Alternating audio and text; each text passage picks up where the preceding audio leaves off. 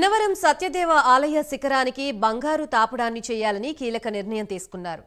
అందుకయ్యే వ్యయ అంచనాన్ని రూపొందించేందుకు తిరుమల తిరుపతి దేవస్థానం బోర్డు విభాగ సాంకేతిక బృందం అన్నవరం దేవాలయ శిఖరాన్ని పరిశీలించారు. అన్నవరం ఆలయ శిఖరానికి బంగారు తాపడం చేయించాలని కాకినాడకు చెందిన సోషల్ యాక్టివిస్ట్ బొడ్డు వెంకటరమణమూర్తి గత 30 ఏళ్లుగా చేస్తున్న ప్రయత్నాలు ఓ కొలిక్కి వచ్చినట్లయింది. ఆయన చేసిన ప్రయత్నంతో సత్యదేవునికి భక్తుల సహకారంతో ఒక వజ్ర కిరీటం కూడా రూపుదిద్దుకుంది.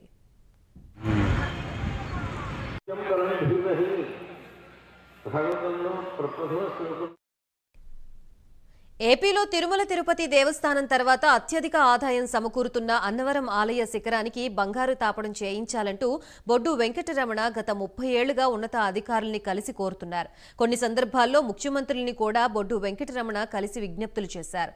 ఇప్పుడు టీటీడీ ఉన్నత అధికారులు దీనిపై ప్రత్యేక దృష్టి సారించారు.